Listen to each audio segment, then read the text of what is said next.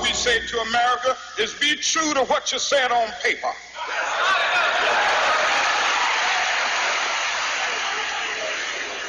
If I lived in China or even Russia or any totalitarian country, maybe I could understand some of these illegal injunctions.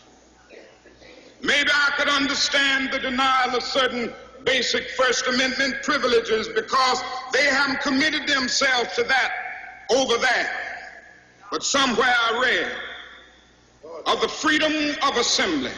Somewhere I read of the freedom of speech. Somewhere I read of the freedom of press.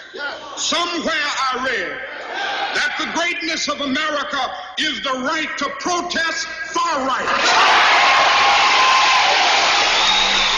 Despite constitutional guarantees, American civil rights and liberties are constantly in danger of violation, whether by individuals, corporations, or government institutions.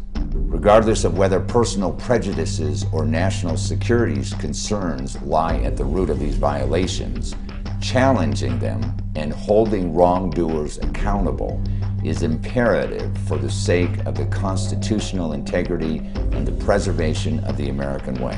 Trial lawyers advocate for awareness, the truth, and a person's right to know.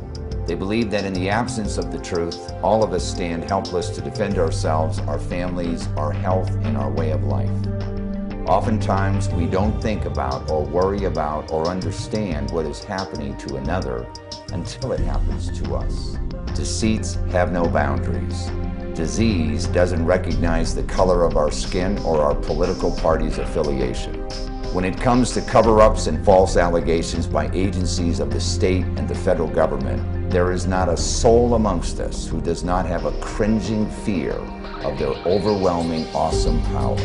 Today, the Insider Exclusive Investigative News Team visits with Joni, Fixel, and Colin Nyeholt at the Fixel Law Offices in a new network TV special, Know Your Rights, Ricardo Diaz's Story, to examine how Joni and Colin successfully won the right for a public employee to sue their supervisor for abusing their powers as a government official. So the issue in Diaz's case was to show that the government official was abusing his power when he retaliated and fired Diaz for attempting to use FMLA benefits for himself. This was the first time that this type of action worked in the Sixth Circuit. Although state officials are sued in their individual capacities, the government represents them legally.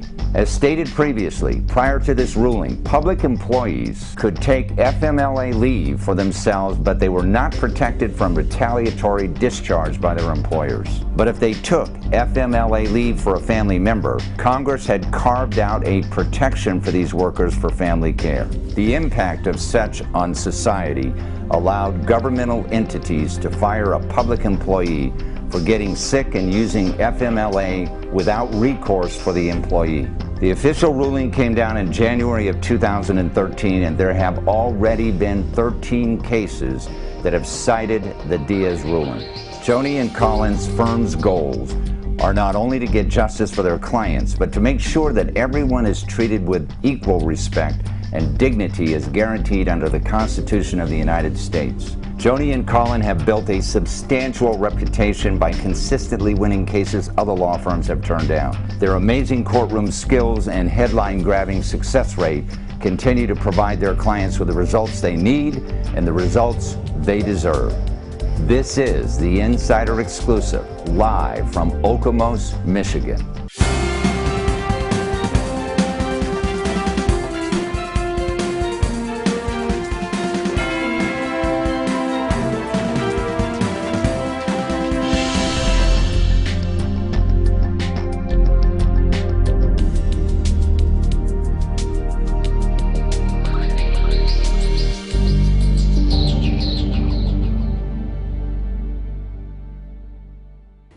It is my great pleasure to introduce Joni Fixel and Colin Nyeholt to the show.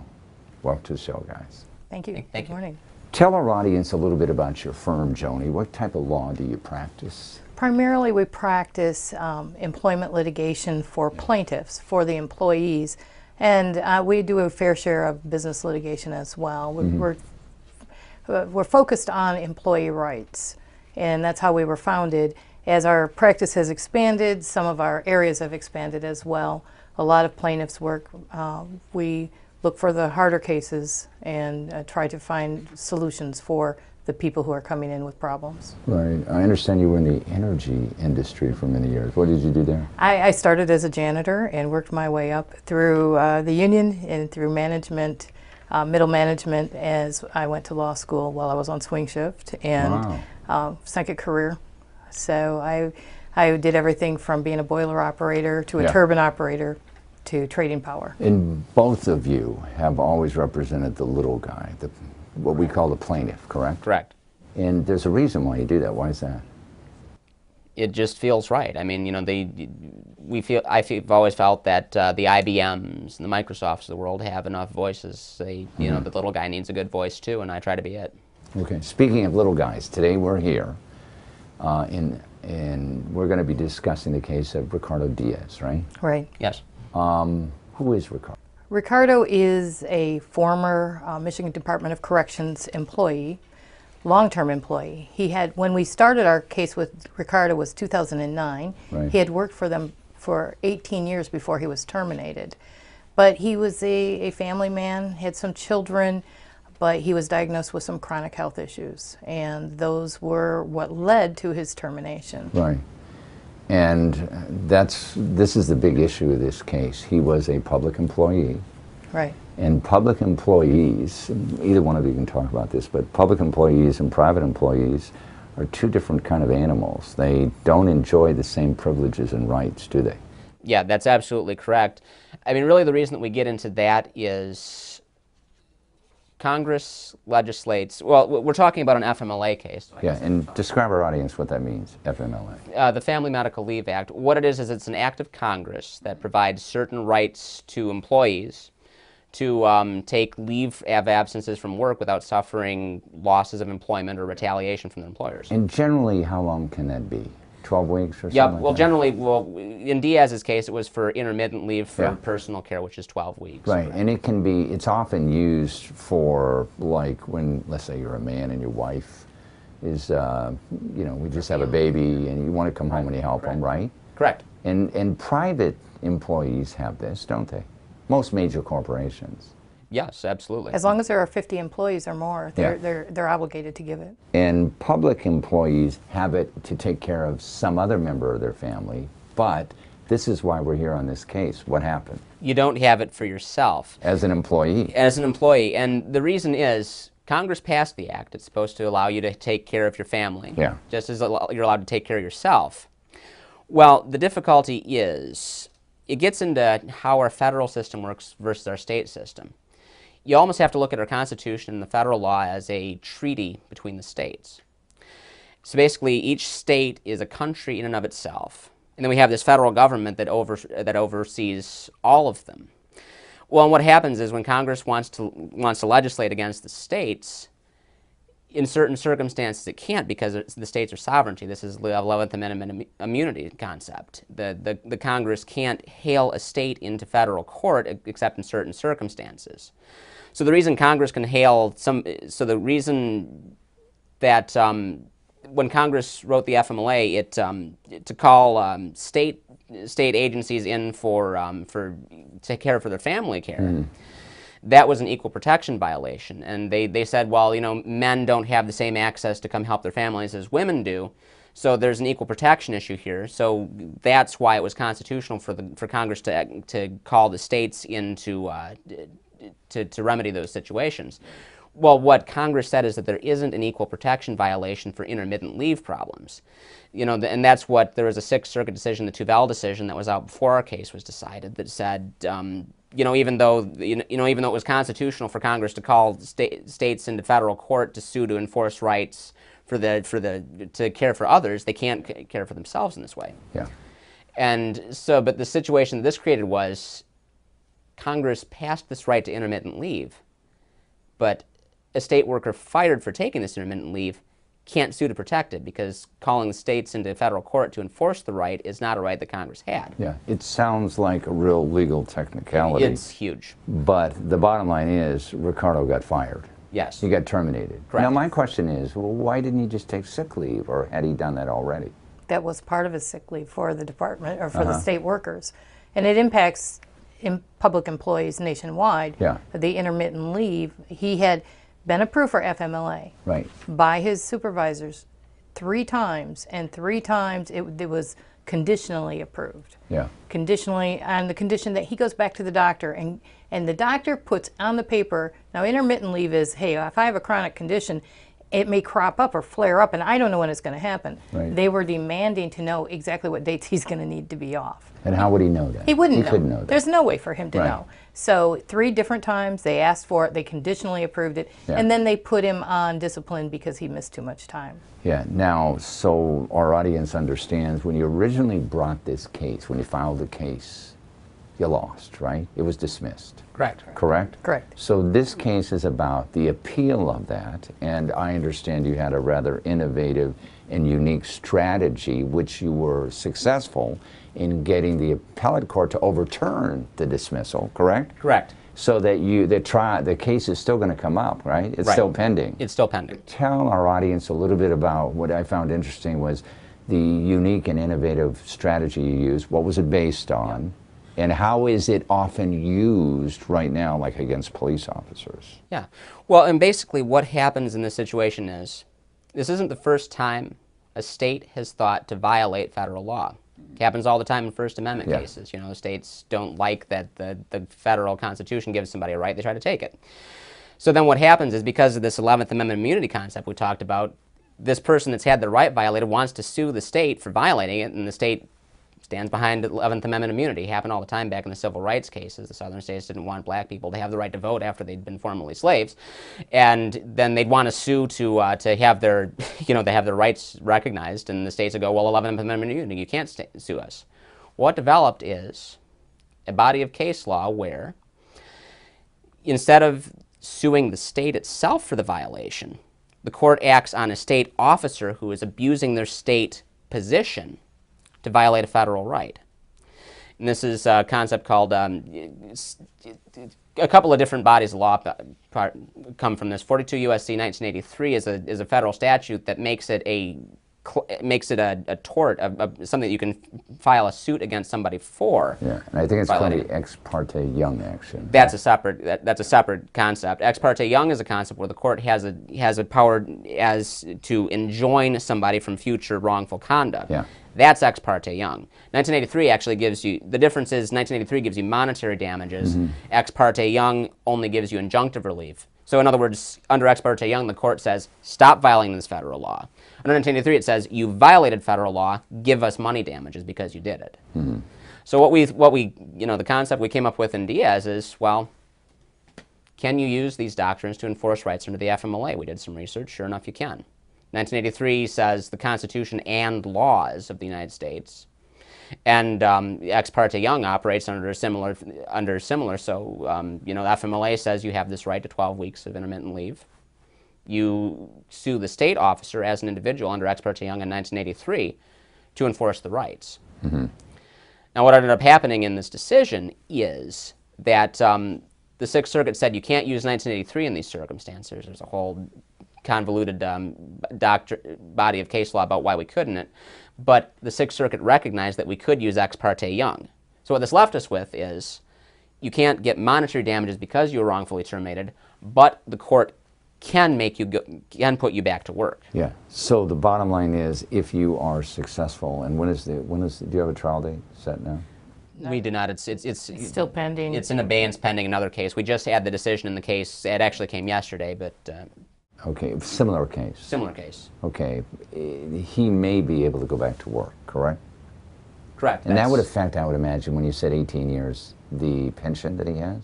Absolutely. Yes. Correct? Absolutely. Does he get a pension now? He does not get, he's too young for, he has a pension, he's too young to collect. So he can put in another 2 years and then at a certain time, right? Right. This must be really impact his life very negatively. It absolutely has. How has it impacted it? Last we knew, I haven't spoken to him in a couple weeks, he's willing to go back to work. Yeah. But he's because of his chronic health conditions and because he has a termination on his record, it's very difficult to get employment in Michigan. One of the things we like to bring up in any of these stories is this case has been going on for 6 years? Almost 6 years. Yeah. Okay. And during that 6 years, was he married at one time? Did he have a family? Yes, he was So married. the family's gone now. Right. I believe he's divorced. Yeah. His kids are living with mom. Yeah. And unfortunately, in cases like this, a lot of people don't realize the collateral damage that happens because you have, fortunately, used a very unique and innovative way of trying to get him justice, but it's taken 5 or 6 years. Right. Right. You know, which is really, really unfortunate. It is. It is, and any time any employee is terminated, it affects the family. It doesn't affect just that employee.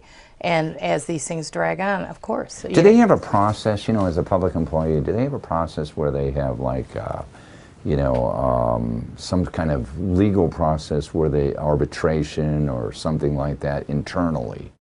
They do have a grievance. Some public employees have public unions, and they do have a grievance system. And for our audience, by the way, MDOC is Michigan Department of Corrections, correct? So he was a prison guard, basically. He was. Right.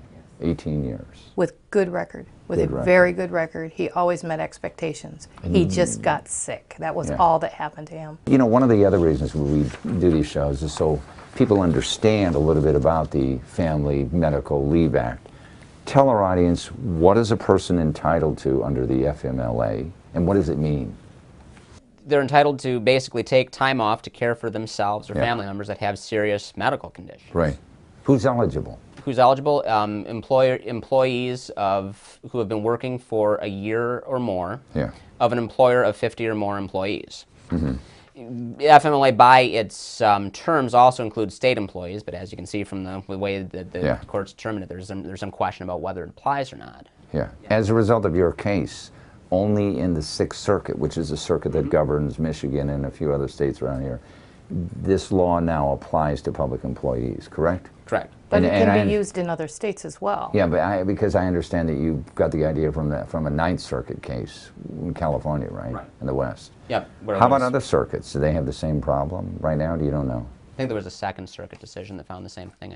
As I recall, we found one other circuit, but nationwide, this is a problem for all public employees. Yeah. What are some of the other problems public employees don't enjoy?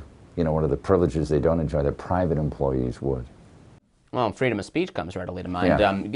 Yeah, because your public employer, to a certain extent, can limit your ability to freedom of speech. Yeah. We have a union case that where the guy basically got fired for forming a union. You definitely couldn't do that in the private sector, but there's some some questions as to the ability of the courts again to enforce First Amendment retaliation for union involvement. There was a decision in the Sixth Circuit Bowles that hasn't been very well applied.